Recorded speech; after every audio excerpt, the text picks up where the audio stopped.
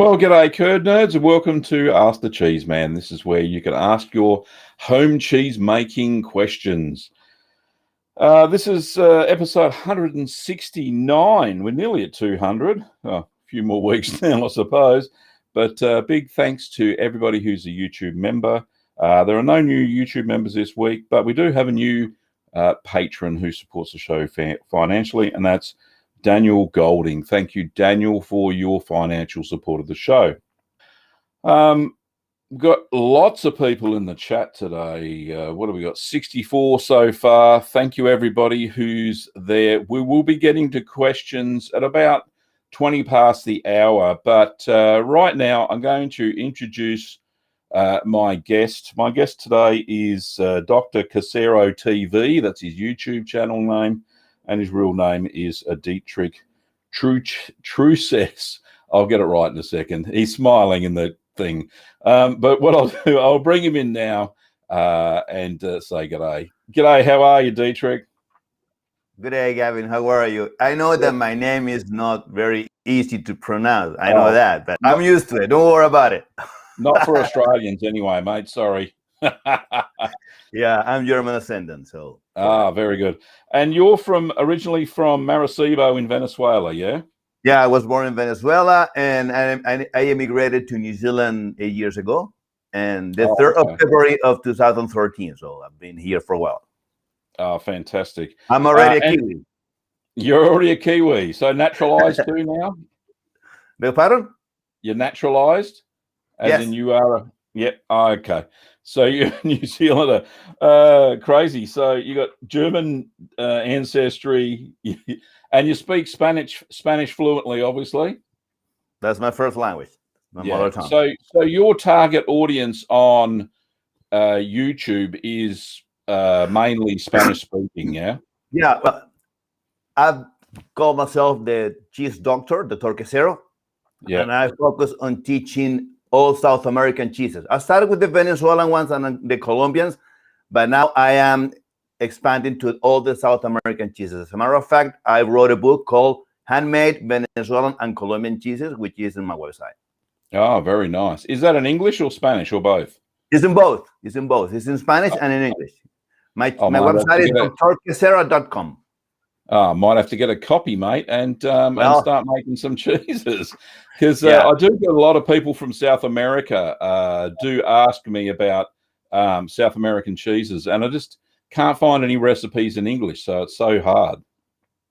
Well, in my book, there is a lot of recipes. We have all the Venezuelan ones and all the Colombian ones, and also cheeses from the world, Parmesan, Monsters, and all, and pecorino. Manchego and all these cheeses, but you know how to make these cheeses anyway. Yeah. So how did you get into cheese making? Well, this is a very funny story, because when I emigrated to New Zealand, looking for a better future, the first thing that I missed was my cheeses from Venezuela, and I didn't know how to make cheese. I'm a civil engineer. I'm a project manager, so I didn't know how to make cheese. So I went to a store and I saw a cheese kit. And I said, okay, I'm going to make cheese. I don't know how to make cheese. Yeah. So I started watching videos in Spanish, how to make Venezuelan cheeses. And then I realized that these videos, they always hide an ingredient all the time. They always hide an ingredient. Hide one, yeah. And I tried to make the cheese and, well, I couldn't make it. But I saw more than 60 videos. Yeah. And then I made my first cheese. When I made my first cheese, it was beautiful, fantastic. We have cheeses with a lot of holes. And I bought raw milk here in New Zealand and made the cheese. And I posted in Facebook, very proud. And I received messages from all the planet around the world. Hey, give me the recipe, teach me how to make cheese. And I said, well, sell me cheese, send me cheese to America. And I said, okay, I can't sell cheese, but I can teach how to make cheese. So I started to study. I studied in the New Zealand Cheese School, and I wrote a book. Very cool. So how long was the course that you went on at the New Zealand Cheese School? about 2 years. 3 years. Goodness me. Yeah. So you graduated as a cheese master, yeah? Well, I haven't taken my exam yet. Right. I saw all the I took all the models. Yeah. Okay. And what I have left is my exam. That's it. Oh, fantastic. Yeah. Well, it's one up on me, mate. I've just got cheese making experience, I suppose. So, but yeah, it does me well anyway. As a matter of fact, I have to take the exam. I'm getting lazy to take it because I've done so many things. Meanwhile, I have a YouTube channel. I sell on Amazon. I have my job as an engineer. I mean, a lot of my grandson, one on the way. So I'm very busy. Yes, yes. Oh, yeah, exactly. Yeah, we do the same thing. Yeah, make cheese. That's right. You've got to fit the time in to make the cheese. That's for sure. Yeah, true. All right, so mate, let's answer some questions from the chat. Let's have a look. I'll go for the first one. I'll put them up on the screen. All right. And we'll try and work on it together. How's that sound? All right, no problem. Let's go. Let's go and do it. All right. So the first one we've got is from Yanis, and Yanis says, when environmental conditions, temperature, humidity are variant, what's a good way to know when the curds are dry enough to be moved into brine when making, say, feta? Well, when you make feta, you have to control the acidity. Okay. Yeah. Feta is feta is a cheese where the isoelectric point of the calcium is all eliminated. I always make cheese measuring pH. The right point to get the texture of the feta is when it loses all the calcium. This happens at pH 4.6. This is the isoelectric point of the curd when there is no calcium. And in this time, you're gonna the cheese becomes crumbly and very acid. So that's the main point. So of course you have to measure pH. Yeah. Make sure that when this person measure pH, calibrate the pH meter first, because it's very important to have an accurate measurement. Otherwise, it will be measuring pH with the eyes closed. Yeah, yeah. So so then after the pH reaches about 4.6, you move it to the brine, yeah? Yep. I mean, you have to put it in the brine. Yeah. Correct. Okay. Fantastic. Thank you very much. No worries. All righty. So more technical than my answers anyway, mate. Everybody will go and watch your channel now. Well, I always translate my videos. I'm translating in English, Chinese, and now in Hindi. Oh, goodness me. All righty. So next question is from Martin. Says, I was wondering, can whey be stored for garden use, or does it need to be used quickly? I'll get into this because I use mine in my garden. Martin, thanks for your question. You can freeze it with whey, no big deal, because you're using it in the garden and you're not eating it. You can store it. You can even store it in the fridge for up to 3 days before it goes too acidic for plants, because it will continue to build acidity due to the lactic bacteria eating the lactose in the whey. So I wouldn't leave it any longer than 3 days, because it starts to smell off and it gets too acidic for some plants. That's what I would do with it. All righty. I'm going to tell you what I would do with the whey, Gavin. There's also another use that you can do with whey. You can make ricotta. If you boil it to 85 degrees, you can make ricotta. Okay? Of course. Another way to reuse the whey, freeze it and use it as a lactic culture, but the cons against use a freezing whey is that in the whey you're gonna have 85% of the rennet. So if you use this block of ice into your milk for your next cheese, maybe when it reaches the temperature, the curd or the milk will curdle and coagulate. So you have to be very careful. what I talk to my audience is don't use whey. Use lactic cultures because the process starts from the beginning. Yeah. You have to awaken the bacteria, and then the process start from zero. Using whey, you already have acidity, as you said, and you can have problems in the future for the future cheese. Yeah, exactly. Of course, and your product is not gonna be standard. You have to have a standard product if you're gonna sell cheese. If you're gonna have it for home consumption, it's all right. Use the whey. For commercial use, start with lactic culture. Yeah, for sure. Okay, thanks for that one. And the next question is a super chat, and thank you so much for the $5 super chat, AA. I said, dear Commander, I just opened my 3-month cheddar and notice it's a bit undersalted. Is rebrining a cheese frowned upon? Dietrich, I'll hand this one over to you. I've got an answer for it, but oops, I'll put it back up there again. Sorry. So it's a bit undersold. It must be a bit bitter, AA. My take on it would be now it's mature, you wouldn't resalt it. There's nothing you can do about it, basically. Dietrich, what do you think? Yeah, I agree with you. And this bitter flavor might be also that you have a lot of rennet, too much rennet, and when you have too much rennet into the milk, you'll get a bitter flavor. So. Yeah, also could be as well the proteolysis of the cheese. We have bitter enzymes that produce bitterness. Yeah. But in the aging process, this bitterness might disappear.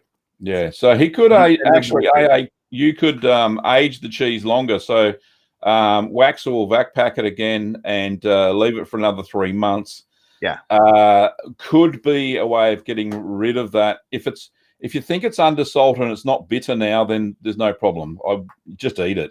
Or you could process the cheese using sodium citrate and make like an American style melting cheese, and that'd be acceptable. And just add more salt during the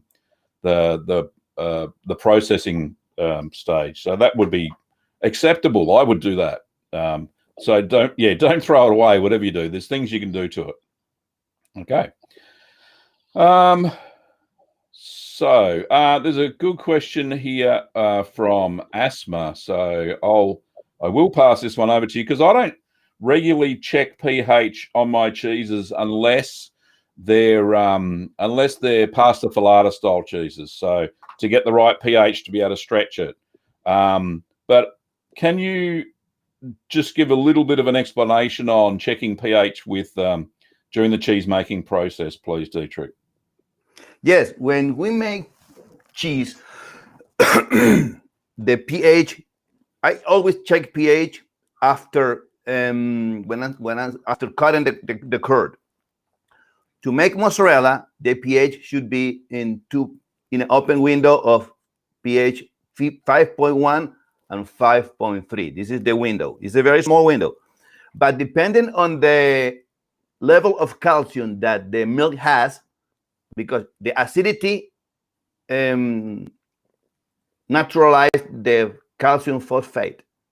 Okay, so if we have low calcium into the milk, even though if we reach this window, sometimes the cheese don't stretch because the acidity dehydrate the protein. Okay, dehydrate the protein.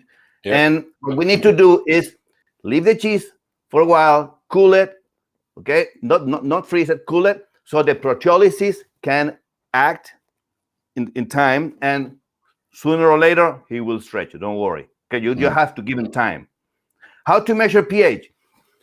You have to stick first calibrate the pH so you have a reliable measurement. Okay, calibrate it. Each pH have liquids to calibrate. Stick it into the curd. Don't measure the pH on the whey because the measurement on the whey is a little bit lower than the curd. So you have to measure on the curd. Measure on the curd, and then we have to have a register. time by hour by hour. Okay, and then we can make a table, and in the meantime, you can have like you can predict how it's gonna be the pH of your batch or your future batch as well. Okay, so you have to. So it's very important to match pH, and the right pH protect the bacteria from pathogens. So we have to get the right pH to protect the cheese. How do we measure it? Stick it into the record. Very easy. Fantastic. So just on that, so a good pH meter, I've seen a lot of pH meters of those really poorly made aquarium ones. They don't work, do they? They do work to start. Okay. When I started, I used these aquarium ones, the yellow. It's very important that the pH have a calibration button. Yeah. Okay, this is very important. And by that time, when we are measuring pH, the curve is really smooth. It's very soft. So you can stick the pH and nothing's going to happen. Yeah. But if you're going to get a little bit more serious, you have to buy a new one, a better one. I use the Hana pH. It costs $180, but there are pH that cost $400. Yeah. So, but if you want to use one, use the Hana. The brand Hana. So the Hana ones are specifically made for the dairy industry, aren't they? They've got a probe. This is the one that I have. I think a glass tip, I think, as well. And you got to calibrate it before each use. Correct. And it's not very expensive. It costs $180. It's not very expensive. There's more expensive ones, but yeah, I've seen them for sale here at about nearly $200 Australian. So it'd be worth to get it if you get it. But the only problem is, Dietrich, is that I've seen is that all the home cheese making books, none of them have anything about pH in any of the steps within the thing. And there is a book called The Physics, the Chemistry, and the Microbiology of Cheese. This is a very good cheese, and they tell you always the pH. Yeah. So all the recipes have got the pH for them. Yeah, most of them. And of course, the book costs $400. Yeah. And there are two books. Two books. I do so have that'd be so that if you're getting really serious about your cheese making. Well, if you want to do things right, you can have this book. Yeah, for sure. All right, I've got another question. This one's from Martin. All right, so it says, is it always good to add Geotrichum candidum if the recipe calls for Penicillium candidum? If I understood correctly, Geo helps the Penicillium candidum to develop. Is there a downside to using both? My take on it is not really. There's no downside to using both. I think that the Geo prepares the surface of the cheese. It raises the acidity back to more towards neutral of the surface of the cheese, which Penicillium candidum really likes. So, and then it helps aid growth of that mold. What's your take on it, Dietrich? I agree with you. Only use one type of mold because, well, I mean, bacteria. I mean, there's no point to use two. Yeah. You can spend more money, so there's no point to use two. All right, cool. Thanks very much. This one's from Amiga Studio and says, can I use cheese as a mother starter? So I think he means, can I use cheese that I've already bought and use that for the lactic bacteria? Over to you, Dietrich. Well, I wouldn't use cheese as a mother starter because remember, when you have cheese, what is his name? Omega Studio. When you use Omega, the cheese have salt on it, and the bacteria is there is no lactose. There is nothing. The salt kills the bacteria. What is being left, all the enzymes that do the proteolysis. I wouldn't use cheese. I use the lactic culture bacteria. Yeah. On the other hand, if you want to cultivate molds, which is a different story than the lactic bacteria. That's correct. It's different. This is a different story. So you can cultivate not only the Penicillium candidum, but the Penicillium roque 40 is the easiest to cultivate by scraping some of the blue vein out of a blue vein cheese, put it on some rye bread, and it will grow and multiply, and you'll be able to cultivate the Penicillium Roquefort 40, certainly off of rye bread. No problems at all. And the cons about using cheese as well is that you might have a pathogen bacteria into the cheese, and you don't know. And if you use this type of cheese, you might contaminate your future cheese. So you have to be very careful. Yeah, definitely. Well done. Okay, so this one's from Patricia, who's a regular viewer. It says, question for the doctor. It says, is pH pretty consistent amongst hard cheeses, or is there a different ideal pH for each hard cheese type? It depends on the cheese. Each cheese, when we measure pH, we measure pH way off. Okay, this is very important, and we measure pH the next day. This is what we do all the time. Depending on the cheese that you make, you have to reach the pH target way off sooner or later. And what I mean by that is, sometimes, to put an example, to make queso fresco, you have to weigh off at 6.1. Okay, but to make Parmesan, you have to. I don't remember the recipe of the Parmesan, but you have to reach the pH target to weigh off 5 point something. I don't know the recipe, but it's a lower pH. To make cheddar, you have to reach 5.3 to make cheddar. So when you say way off, does that mean that's when you discard the whey? So you're draining when you discard the whey, correct? When you discard the whey, yeah. Right. So, cool. And there is relationship between the texture of the curd and the pH, because sometimes you read the pH, but you don't have the texture yet. You haven't reached the texture yet. So you have to leave. In this way, when this happens, if you get the pH, if you read the pH but you don't have the texture, you have to take whey out, put water to slower the process, the acidity. So like when you're making a washed curd cheese. That is correct. Sometimes if you're about to reach the pH and you haven't gotten the texture, you have to slower the acidity, the acidification. So the way to do it is to put water, take water out, put fresh water to slower the acidity rate of the vat.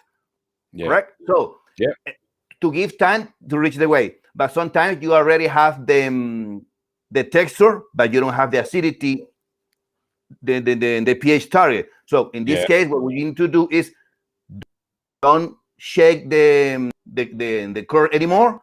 Let it rest to give time to reach the acidity. Okay, fantastic, great advice. Thank you very much, Dietrich. There's another question. This one's from Zimmerman. Great name.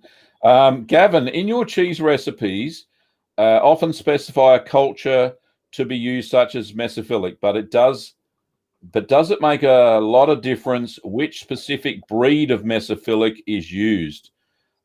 Usually when I say mesophilic culture, there are two standard bacterias in a basic mesophilic. And that's Lactobacillus lactis subspecies lactis and Lactobacillus lactis subspecies cremoris. So that's the basic mesophilic starting culture. So when I say mesophilic in all the recipes, you're looking for those two strains of lactic bacteria. When I say things like aromatic mesophilic, it's usually a standard like Floridanica, which has two extra starter bacterias in there as well. One that is a diacetyl and the other one's gas producing. They produce a more buttery feel to the cheese. So so when I say mesophilic, you're looking for those two particular strains. You got any advice there, Dietrich? Well, both Floridanica and the Lactobacillus lactis and cremoris, both are mesophilic ones. So is the cheesemaker decision to choose what type you're going to use. Anyway, we have it, and there are standardized recipes. When the recipes advise use this type of bacteria or the other type of bacteria. For example, I make a queso fresco with Floridanica, which is would give you a very good flavor, and it produces a little bit of holes. So I use Floridanica for that. But I can use also Lactobacillus lactis, which is a mesophilic one as well. It depends. Yeah, it depends on the cheesemaker, but the basic naming nomenclature is just that. It's just basic. The recipes that I use are for beginners. They're not for advanced cheesemakers. If you want that, then purchase some of the books that Dietrich mentioned, and you get serious about it. Go and do a proper cheesemaking course. So, but yeah. Anyway, great answer. Thanks, mate. Anytime. All righty. Let's get on to the next one. So this question's from Mano, and Mano's a long-time viewer as well. If I forget to put the calcium chloride, but I get a good curd, do you think I use good milk? Yes. The answer is yes. You've either used very good milk, as in hasn't been denatured, hasn't been heat treated. It's probably raw milk anyway, so rarely do you need calcium chloride unless you're using goat's milk, which I tend to add a little bit of calcium chloride for goat's milk because even if it's raw, because it really doesn't set a very good curd. The curd's really fine, so you just got to watch that. But if you're using cow's milk and you forgot to use calcium chloride and got a good set, then go for it. Keep making your cheese, I reckon. Yeah, I agree with you. All righty. So here's a good question. I get this quite often, and really, so this is from Omega Studio again. Any substitute to sodium chloride, normal table salt, in grating hard cheese making? What's this? Potassium chloride, bitter bloke, maybe, hypertension pay. Right, so they're trying to ask, can you use either less or no salt and use a salt substitute in cheese making? Well, why do we have to invent the wheel? That's true. Calcium, and we have to use sodium chloride, which is normal salt. Of course, try to use a salt that doesn't have iodine. So, yeah, definitely. I always use sea salt. So what do we have to invent the wheel? I use chloride, potassium chloride. Yeah. Yeah. So a lot of people with high blood pressure can't eat salt. Well, they have to limit their salt diet. And a lot of home cheesemakers ask me, can I use potassium chloride instead? And my standard answer is no, because it doesn't have the same properties as sodium chloride. And salt, its purpose in cheese making is there's quite a few purposes. So the first one is flavor, obviously. The second one is it limits the lactic bacteria, it kills it off during the maturation of the cheese. So that's another fantastic function of salt. And it also reduces bitterness in cheese if you don't add the correct amount. If you add too little salt to your cheese, it's too bitter. If you add too much, obviously it's too salty and it tastes horrible. But yeah, it's a balance. But yeah, you can't use potassium chloride in cheese. If you do find cheese that is low salt, usually it's a processed cheese. Then they've done something to it other than a normal cheese maturation. It'll be a whole bunch of other ingredients that aren't really cheese. So unfortunately, that's the only way to go. And cheesemakers, to mask the bitterness of and off flavors of the cheese, they put more salt than usual to cover that mistakes when they make cheese. And in cheese competitions, the judges know about that. So too much salt, yeah, I bet. Yeah, too much salt. So they use it to level the cheese, but the judges know that. All right, I got another question here. This one is from Mike, and Mike says, I have a question. I've tried to make brie twice now, and it just sticks and crumbles and won't flip. Any advice? My advice would be it's probably too thin. I made some brie once. We're talking about the 20-centimeter wheels, I think. Maybe as well the level of acidity that was reached in the in the brie was too low, and the cheese reaches the isoelectric point and lost all the calcium, so there is no peroxylysis. Yeah, so it's too crumbly. Yeah. Yeah, that's what I believe. What I understand. Yeah, so it should have a fairly high pH, and then it won't. However, the mold rise in the pH. It used to rise in the pH, but maybe the amount of mold wasn't enough. I mean, we have to see the cheese. Yeah, exactly. Yeah. Maybe the temperature, the ripen temperature, is not the correct one, and the humidity level. Yeah, exactly. All right, so I'm looking for the next question. Let's have a look. There we go. So this one is from Rachel. Thanks for your question. Rachel says, please may I ask how making camembert is different to brie? The recipes seem identical. Clearly they are different cheeses in the end, but what makes the difference? Okay, so my take on this, Rachel, is that they're made in two different regions of France. So to the French, that's a big deal. And camembert itself is always made with raw milk. Traditional camembert that they can call camembert de Normandy. It's also small. It's a lot smaller. So it's about 10 centimeters across and about 2 to 3 centimeters thick. That's the size of the cheese. With brie is made just outside of Paris, which is a long way from Normandy. But it is traditionally made in large circles that are about 2 to 3 centimeters thick, at least 20 centimeters, sometimes even larger. The wheels are across. So definitely a size difference as well. Are there any other differences you can think of, Dietrich? No, this is the main one that I can see. And of course, both cheeses have denomination of origin, DOP. Yes. So this is the main difference. But to make the cheese, the process to make cheese is mostly the same. Yeah, exactly. Same cultures, same molds. Yeah. And the curd size is usually the same as well. So, but anyway, all right. So that's the difference. Thank you, Rachel, for your question. Okay. Next question is, let's have a look. Well, lots of people answering each other's questions, which is cool. Here is another question. This one's from Stephen. Says, hello, Gavin. Have you ever used cheese cream on any of your cheeses? Don't come across mention of it in your past videos. Now, cheese cream.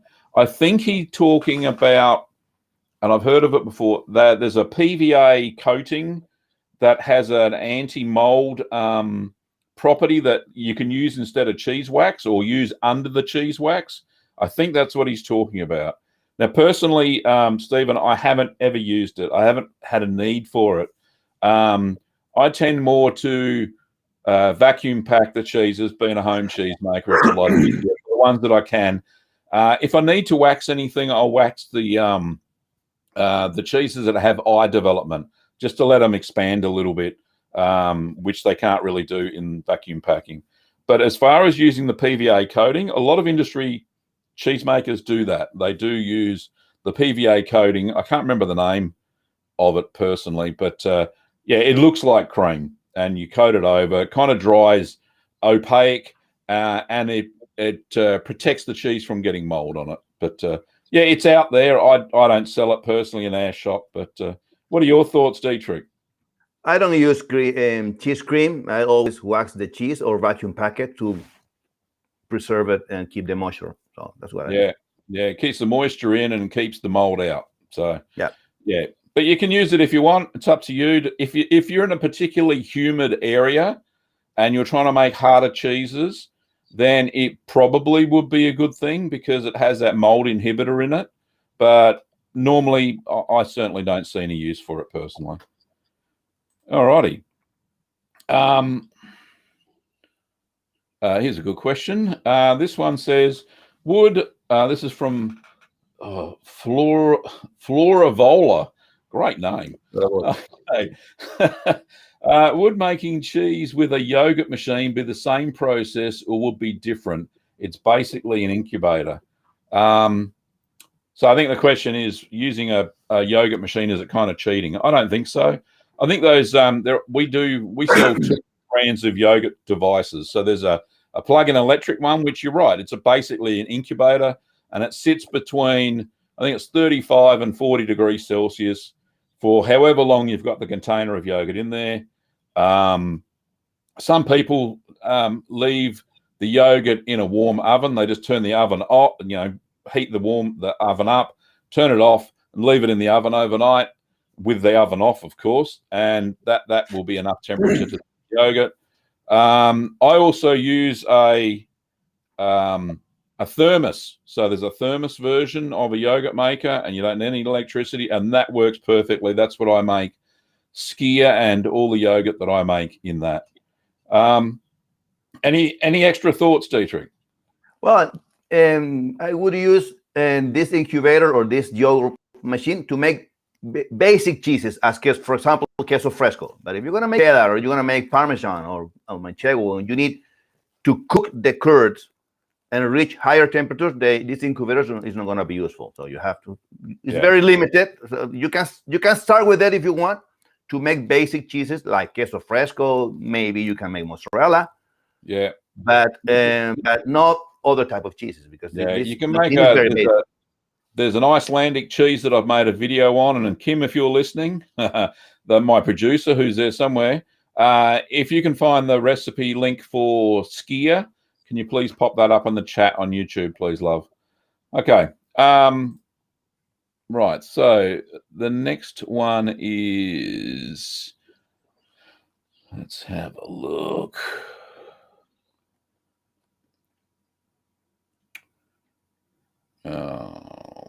There's lots of, here we are.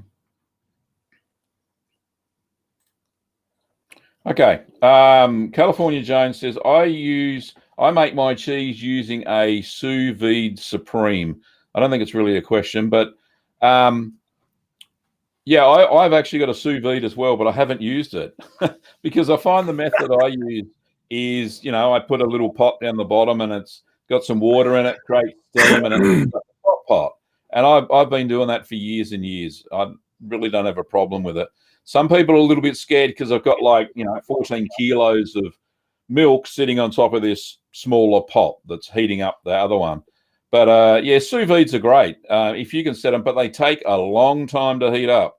So heat your milk first to the target temperature and then put it in the water with the sous vide that's already warm. So there's a hint for you if you're going to use a sous vide as well. What do you use to heat your milk, Dietrich? I use an electric vat with. All right, so a big one. Yeah, big one. No, not so big, 30 liters.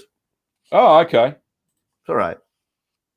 Oh, that'll work. I use the milky one. Oh, right. Okay. This is a very good one. Okay, let's have a look. Somebody's asking questions around, I think this is, so yogurt. Yeah, so they're talking in the chat about the different type of bacteria for making yogurt. Well, I've only ever used, yogurt cultures themselves are a little bit strange because not only do they have a thermophilic, usually Streptococcus thermophilus, which is the standard thermophilic, but also has some other ones like Lactobacillus lactis bulgaris, I think, which is a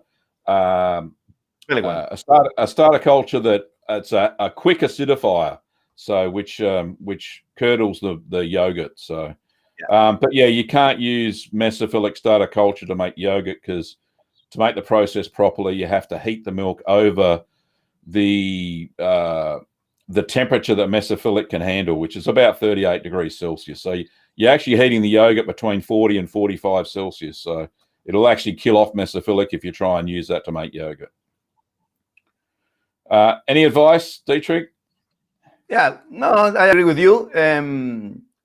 You can Flora Vola, you can make yogurt with thermophilic culture or mesophilic culture. Of course, you have to be careful with the temperature that you're going to heat the milk. Oh, yeah. Basically that. So you could so also to make yogurt, you can also use live yogurt that's already been so add in a couple of tablespoons of live yogurt into the milk before you. That's another way, and that works no problems at all as well. Yeah. All right. The disadvantage of using yogurt, well, if you start the process to make yogurt and you use yogurt as well, you have acidity in the yogurt. So it's better to use. What I always do is I use a little bit of whey to make my not too much, or I use starter cultures. Any starter culture, mesophilic or thermophilic one, to make yogurt. You just got to watch the temperature. Yeah, that's the only thing. You have to watch the temperature. Yeah. Okay, so the next question, we've got 20 minutes to go. So this is from D. Mercaderp. Righto. Gavin, great videos. One thing to ask, why in so many videos do you not show the finished product? For example, recently saw a wax cheese video and you ended the video and didn't crack it open. Well, pretty simple explanation there, because cheese takes a long time to mature. So either you can have one video every 6 months, or you can have multiple videos with the making process and then a taste test later. I'm sure most YouTubers people watching would choose the separate videos than waiting for one video every 6 months. So that's why I do that. Yeah. That is correct. Yeah. Okay. Let me just have a look. Here's one from David, a simple question, but a good one. Is Himalayan salt, can you use Himalayan salt instead of sea salt in your cheese? What do you think, Dietrich? Yes, I can. As a matter of fact, I make queso de Mano, which is the cheese when I won the silver medal in the New Zealand Cheese Award, and I use it with Himalayan salt. So right. I mean, the thing is that the Himalayan salt is pink. Yes. But it will give you personal touch if you put Himalayan salt into a cheese. So it's all right. Yeah. So Himalayan salt's a natural product anyway. There's no iodine in it per se, so it won't kill off any lactic bacteria. So it's no big deal. But you're right; it will taint the curd a little bit pink, the final cheese, doesn't it? Yeah. Well, fantastic. Well, all right. So yeah, it's personal choice of the cheesemaker. Yeah, true. Okay. Let me have a look.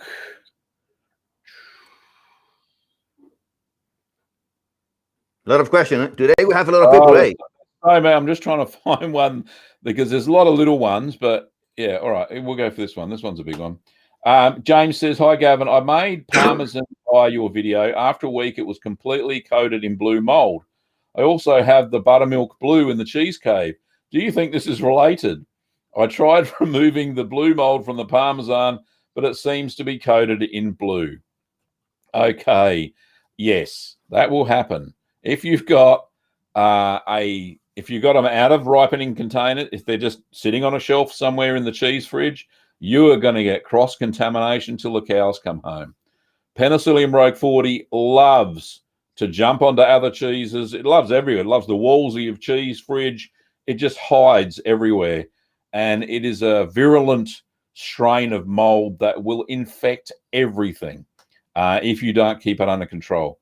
So that is why when I'm ripening cheeses, either for a natural rind or mold ripened cheeses, I will put them in a ripening box. And you would have seen that red ripening box in most of my videos. It's just a container that's got a mat in the bottom. And it not only keeps the humidity quite high for each of the cheeses, it stops cross-contamination. So have you had any real issues with your cheese cave and contamination, Dietrich? Well, I don't ripen cheeses that much because I always make fresh cheeses, but I have had this type of problems as well. What I just rub it with a little bit of brine and keep an eye on the cheese all the time and try to keep it dry, as much as I can. And yeah, the best way to do it, as a matter of fact, I saw your video with the cheese box, the maturation box. Yeah. And I'm planning to buy one for me because I'm gonna make aged cheeses as well. I'm gonna start making them. So I will. But this is the way to do it. I mean, put it in the maturation box. Yeah, definitely. And sometimes it depends on how bad the mold is on your Parmesan. To that brine solution, I sometimes add just a teaspoon of white vinegar, and that acidifies the surface, and the mold doesn't really like that very much. So, but yeah, washing it with brine is about all you can do to get rid of any of the blue mold on the Parmesan. So it's not too much you can do about that, James. And it's just very stop the important contamination. And it's very important to monitor the relative humidity level. So you have to, if you're gonna age your cheese, and you need to have, for example, 80% humidity. Yeah. You can put just a cup of water into the fridge, and you can have more or less this type of humidity level. If you need 90%, you can put a plate with water. Yeah. This is a rough way to how to control the humidity. Yeah, but I tend to keep the cheese fridge fairly neutral and use the humidity within the box itself if I'm going to mature cheese, different types of cheese within the cheese case. So that's the best way to do it. All right, so we've got another super chat. I've got a couple here. I've missed one. I'm sorry. This one's from Martin. Martin, thank you so much for your £4 super chat. It says, hi, Gavin and Kim. Thanks for all the great information and cheesy content. Really appreciate the curd nerdery you sent my way. Say hi to Hamish. Yeah, Hamish may make an appearance at the end of the show. That's my little dog, Dietrich. Hamish is a cheese dog, yeah. Anyway, yeah, thank you so much, Martin. I appreciate it, mate. And we got another super chat there right at the bottom. This one from Stephen. And Stephen says, thank you so much for your $7 Canadian. Thanks for your answer, Gavin, and keep up the great work. All the best to you and your family. Thanks very much, Stephen. Appreciate it, mate. Okay, getting back to some more questions. We've got a little bit more time. Yep, so I think they're talking about sous vide. So sous vide is immersion heater. This is from Patricia, who's always full of great advice. Sous vide is immersion heater to warm the water around the pot. Indeed, never put your sous vide, if you're going to use one, into the milk. It will burn the milk instantly. Use it to heat a water bath and put your pot of milk into the water bath, and that way you can control the temperature fairly well. So good advice. Okay. So let's have a look.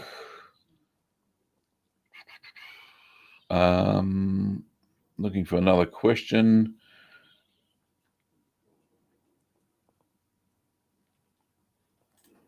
Here's a question from Poopy Luke. Might not see this, but how long did it take you to really get the routine down from just starting out? I think you mean the cheese making routine. It's fairly easy. Once you start following a few recipes, you get the hang of cheese making. I actually went and did two short courses on cheese making, just day courses, where you get to make a cheese of your choice. So I made, the first one was a feta, and their instructors were pretty good. And I made a Stilton blue cheese, which wasn't really Stilton now that I know what a Stilton really is. But it was a blue cheese, and that worked quite well as well. But yeah, I did some short courses. And then after that, once you've made cheese about 10 times, you get into a routine. It's no big deal. You know that you have to spend a lot of time up front sanitizing your equipment. Make sure you sanitize. Absolutely must. Or you will get infected by molds. There will be pathogens in your milk. All sorts of bad things will happen, and you'll get unpredictable results. So very first part of cheese making is the sanitization. You definitely have to do that. How long do you spend, Dietrich, sanitizing your stuff before you make your cheese? I always sanitize when I'm making cheese during the process. What I always do is I always have like a container with water and chlorine solution at 200 parts per million. Yep. The way to prepare that is just bleach, for example, bleach, which is more or less 42 grams per liter, and put two tablespoons per liter. It'll give you 200 parts per million of chlorine solution. This chlorine solution, before I handle anything, I stick the hands into the solution, and then I grab the cheese. For example, if I receive a call and I grab my cell phone, I don't grab my cheese directly. I first stick introduce my hands into the chlorine solution, and then I grab whatever I want to grab. The good things about this concentration of chlorine is that it degrades instantly when we touch the cheese or the milk. Yeah. And this is the concentration recommended by the sanitary authorities here in New Zealand. Yeah. So there's another product called Idafor, which is very similar. I don't know the concentration, but the dairy industry uses Idafor as well, which is a iodine sort of solution, and it has the same properties where it kills bacteria, yeasts, and all that sort of stuff. But the Idafor, my millie sells Idafor. The thing is that this Idafor, you have to rinse the product. You have to rinse the Idafor before you keep enter in contact with the cheese. The good things about the chlorine solution is that you don't have to rinse anything. You just all good. All right, fantastic. Thanks, mate. All right, let's find another one. Here's a good question. This one's from Scott. It says, my Jarlsberg is in the second stage of aging at 65 Fahrenheit, which I think is about 18 Celsius. The wax splits open. I already waxed it, and it splits again a day later. Is it okay to age it or re-wax it? You'll find that the Jarlsberg's very dry underneath the wax anyway. So if it did split and you missed it for a day or so, no big deal. You're not going to get a mold infection because it's not moist. The rind you'll find is elastic, but it's not moist underneath the wax. In fact, in the recipe I use for Leerdama, which is very similar to Jarlsberg, I actually didn't wax it at all. I let it sit on a mat in my office, and which is not that sanitary, but it worked. It didn't grow any mold on it. It just expanded top and bottom as those eye-forming cheeses do. And then after I finished, I waxed it after the aging process, second aging process. But yeah, look, you take a few days, then re-wax it, and that's no big deal. What do you think, Dietrich? I agree with you. If the rip-off of the wax is not done for many days, we can wax it up again, and it's all right, no problem, no big deal. And the good thing of the wax is that you can reuse it. So of course, you have to heat it very well so it doesn't have cross-contamination for your next cheese. For the cheese that you're going to re-wax. But anyway, when the wax melts down, it will kill all the bacteria. So there is no problem. You can reuse it.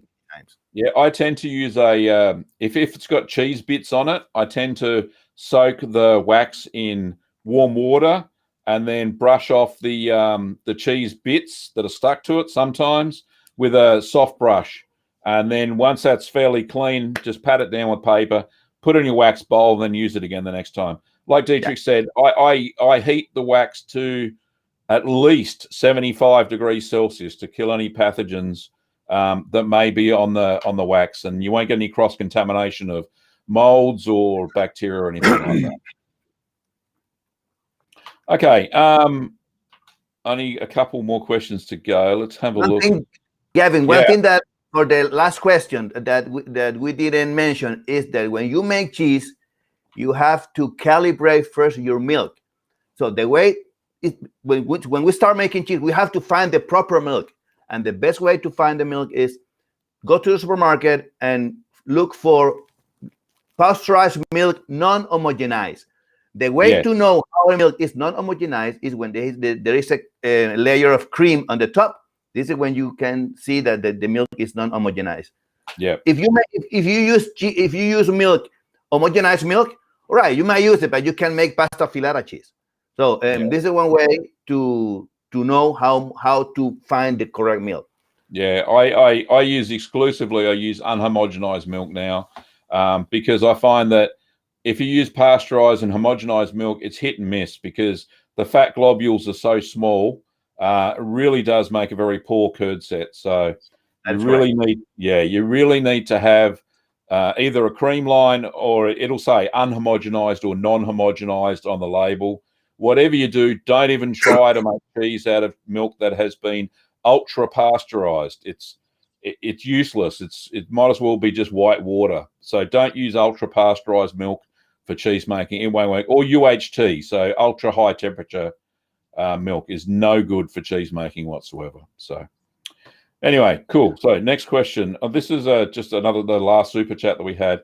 Thank you, Jim. Appreciate the $5 US. Says Gavin, don't know why I always fail to catch the start, but I will watch the replay and catch what I missed. Thank you, Jim, for your super chat. Appreciate it, mate. Okay, how many minutes we got? 4 minutes to go. Here we go.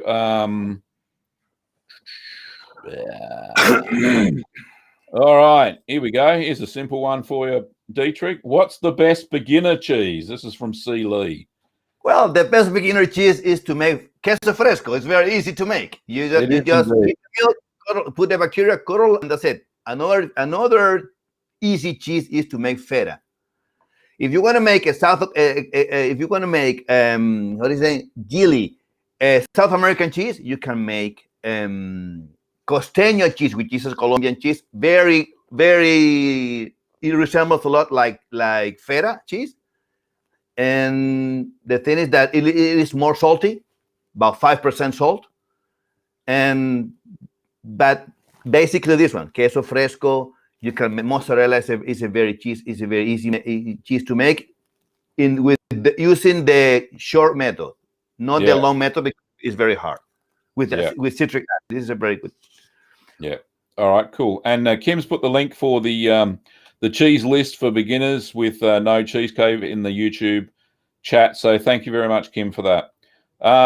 Okay. Let's have a look. Do I have any more questions? Kim is actually giving us the wind up. So I think we'll finish the show there.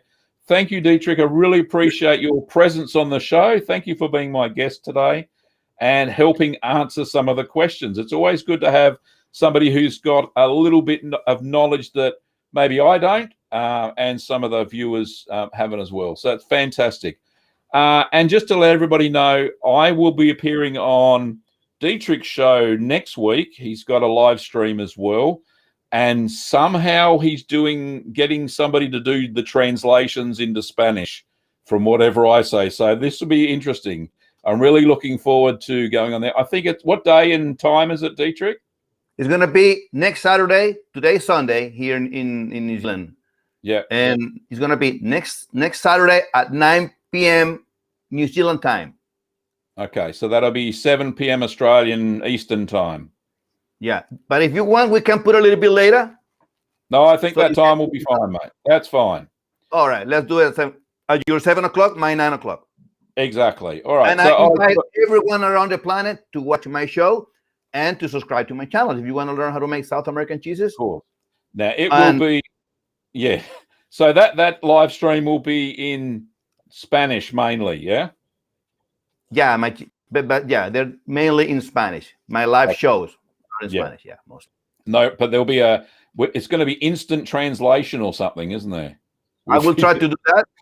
I already spoke with the translator. I'm going to make the test today, so I'll tell you about it. All right, no problems. I'll see you on that show. Thanks very much for coming on the show. See you later, Dietrich. Thank you for inviting me.